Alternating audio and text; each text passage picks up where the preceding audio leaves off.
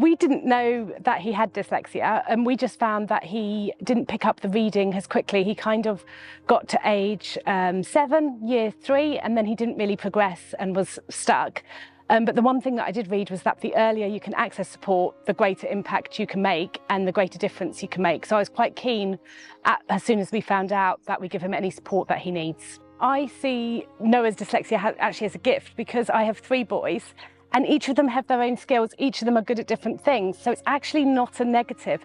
Noah seems to particularly flourish in maths. So it's finding what do they enjoy, what do they want to do, and encouraging that, but making sure that they also have the basic foundations in maths and English, because obviously they will always need that. Don't think anything is insurmountable. I think that it's just about finding a different way to do it, finding a way that works for them, and having a bit of patience.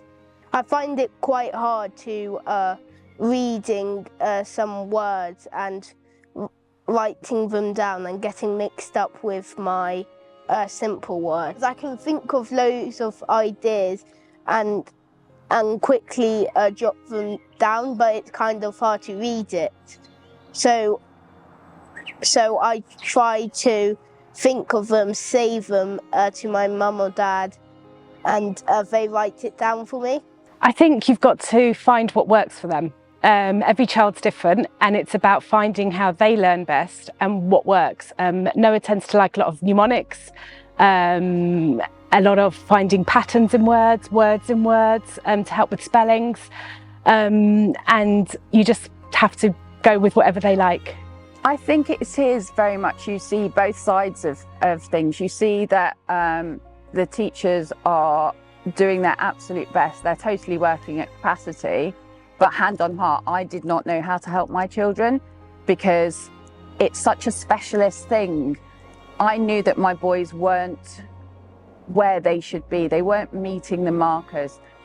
We were working so hard at home because there is this pressure that your children are going to be amazing because you're a teacher. And I think certainly with my eldest child, he always performed above and beyond, but he's not dyslexic. And then when it came to the younger 2, it was always like, oh, it's fine, she'll sort them at home, she'll sort them at home. And they were absolutely worn out by the time they got home because it takes them so much longer to process information that's being given to them. I would say that I just do stuff differently. Like, for example, instead of doing stuff on paper, I do work on a laptop. At school, I find it difficult because like all the words and letters, they get jumbled around and it makes reading and spelling really hard. I've got to type my exams in like the exam week we've just done, which at first I didn't want because my typing speed's not really fast. But then I realised it makes it like really easy to edit everything, and that helps because like I can go over my spellings and edit them really easily. When Finn was very young, so when Finn was in reception year 1, because obviously it was colleagues I was chatting to, they would say, have you noticed that he just freezes in the middle of the classroom? Because he was in a particularly bad year group where there were lots of children in the reception in year 1. I think there were 2 classes of 28. So I'd walk past the classroom and there he was, just completely frozen, probably not aware that he was frozen, because it was an overwhelming situation with things going on around him. And then if you think he's then learning, everything is so fast those first couple of years, they take on so much so quickly, and if he's mentally not present during that time, he's going to miss out. I think I'm very lucky that they both have such an amazing work ethic, and they know they are clever. They know they are clever, and they know that they've just got this thing, dyslexia, which is standing in the way of them showing other people that they're clever. And I think that self-belief has been the making of them. For somebody to turn around and acknowledge it's not you, you're actually very clever. It's just something in the way that your brain works. We knew our children were both dyslexic from the age of 3.5, 4.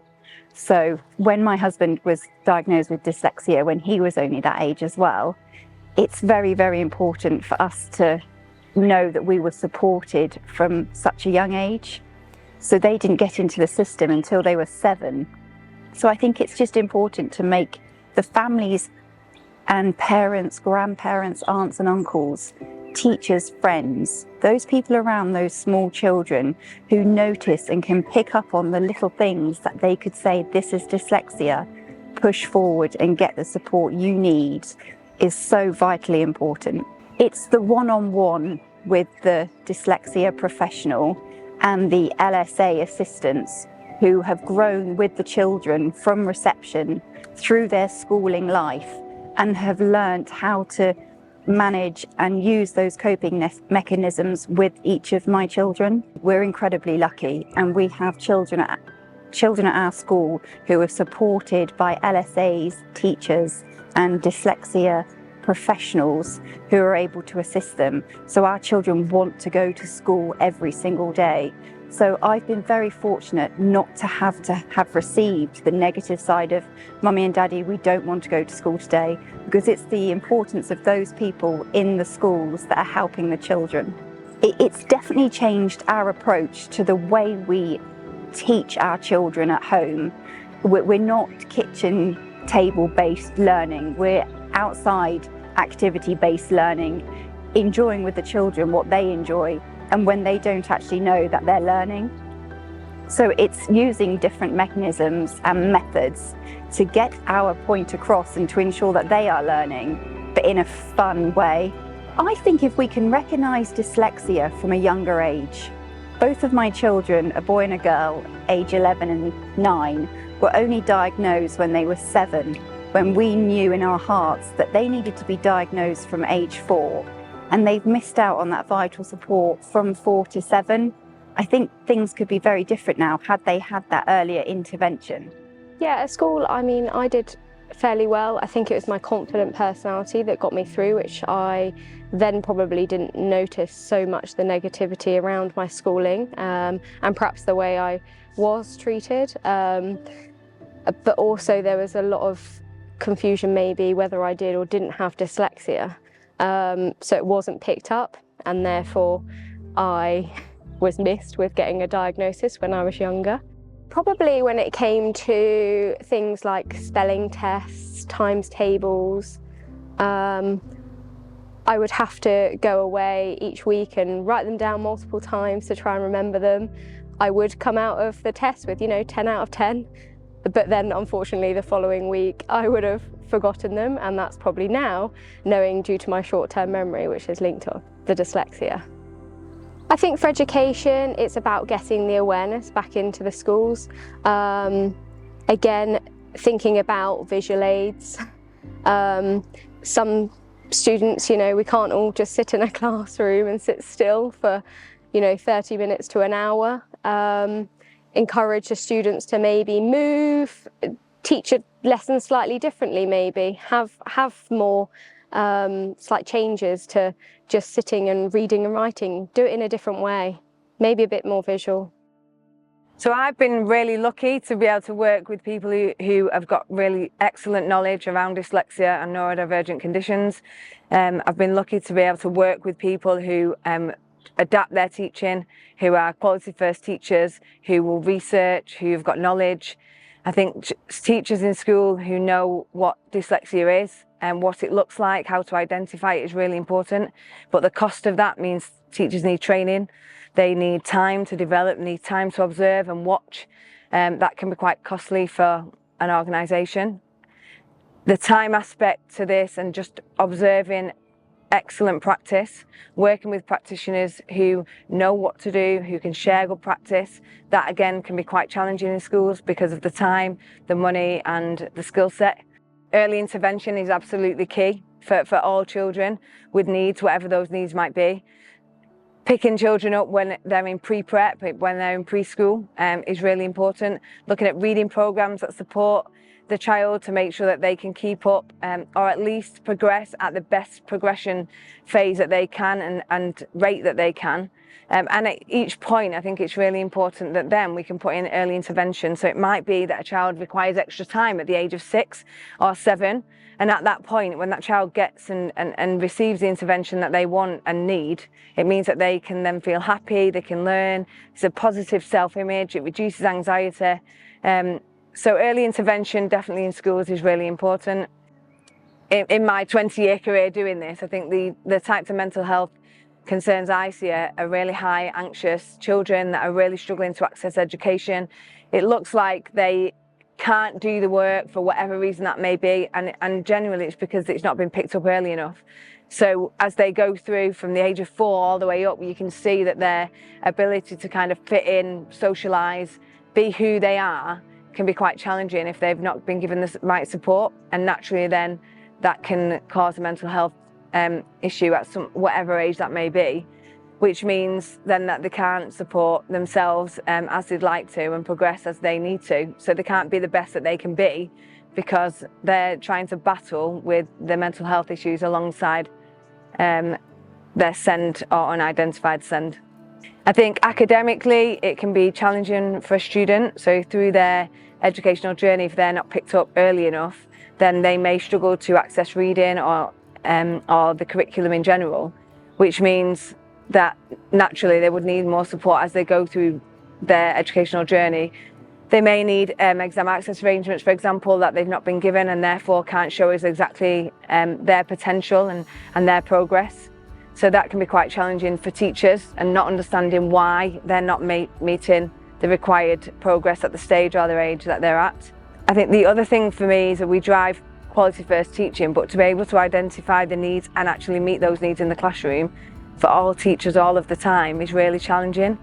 And as a teacher myself, you try your absolute best to try and meet the needs of those children sat in front of you so they can be the best they can be. Schools are basically designed for the average child, and that's how we've taught for hundreds of years in groups. And if you fit within that average, then you're fine. And if you fall sort of to the edges of that, that's when you start to sense a feeling of difference, that perhaps you can't access the curriculum in some way. And children feel that difference, they feel it early on. And I think it's difficult because if you're not able to show your strengths, everybody's got strengths, everybody's got talents, but if you don't have the opportunity to show them, very often what happens is people start to shout inwards, they internalize that and they feel that they don't belong or there's something wrong with them. And although they try to mask that and to compensate, it's life informing, it's life changing, and you take that with you as you move through life, really. I think if we focus on the things that people can't do, you begin to believe that yourself, that you believe that you're not good enough or you have no self-worth. And we need to be able to focus on people's strengths and the things that they actually can do, because dyslexia is just about processing information in a different way. But if we're trying to sort of assess people on reading, writing and spelling, there is an expectation that as you move through the school, you will be able to read and write and spell. And obviously, if you can't do that as well as everybody else, that's when people start to become anxious and worried and internalize that thought themselves. Every year that passes, if we don't support them, is another year for them to struggle at school. So the way that we need to do that is we need to upskill, we need to educate, and we need to empower people to be the best that they can possibly be. So we need to train people so that they have a greater understanding. People that speak about their experiences in school when they've had really supportive teachers, it makes a huge difference because they have that empathy and that understanding. And we're all good at something. We can all showcase our skills in some way, but we just need that opportunity to be able to show that we can do it. We need to be able to show people what talents children have. Everybody has talents and we need to be able to showcase that. And I think it's our responsibility as a society to allow individuals to show off what they can do rather than what they can't. And with that, it's a future of being able to showcase what we're good at and the skills and the opportunities for people rather than focusing constantly on what the deficits and the things that they can't do. We need to embrace dyslexia. We need to be able to change the environment that we teach in so it becomes more of an accessible environment for people, so there's greater understanding so that people can actually understand their dyslexia more as they move forward.